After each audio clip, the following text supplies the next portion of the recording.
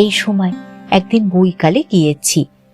একজন সন্ন্যাসী শ্রী শ্রী মাকে প্রণাম করতে এসে বলছেন, মা, মাঝে মাঝে প্রাণী এত অশান্তি আসে কেন? কেন সর্বক্ষণ আপনার চিন্তা নিয়ে থাকতে পারি না?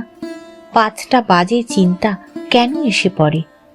মা, ছোটখাটো অনেক জিনিস তো চাইলেই পাওয়া যায়, পেয়েও এসেছি। আপনাকে কি কোনোদিনই পাবো না? মা, কিসে শান্তি পাবো বলে দিন? আপনার কৃপা কি কখনো পাবো না? আজকাল দর্শনও বড় একটা হয় না। আপনাকেই যদি না পেলুম তবে বেঁচে থেকেই বা লাভ কি? শরীরটা গেলেই ভালো। মা, সে কি বাছা, ও কথা কি ভাবতে আছে? দর্শন কি রোজই হয়? ঠাকুর বলতেন, ছিপ ফেলে বসলেই কি রোজই রুই মাছ পড়ে? অনেক মাল মশলা নিয়ে একাগ্র হয়ে বসলে কোনোদিন বা একটা রুই এসে পড়লো, কোনোদিন বা নাই পড়লো।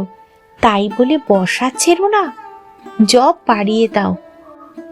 যোগীন মা, হ্যাঁ, নাম ব্রহ্ম। প্রথম মন একাগ্র না হলেও হবে নিশ্চয়। সন্ন্যাসী জিজ্ঞাসা করলেন, কত সংখ্যা জপ করব আপনি বলে দিন মা, তবে যদি মনে একাগ্রতা আসে। মা, আচ্ছা, রোজ 10,000 করো, 10,000, 20,000, যা পারো।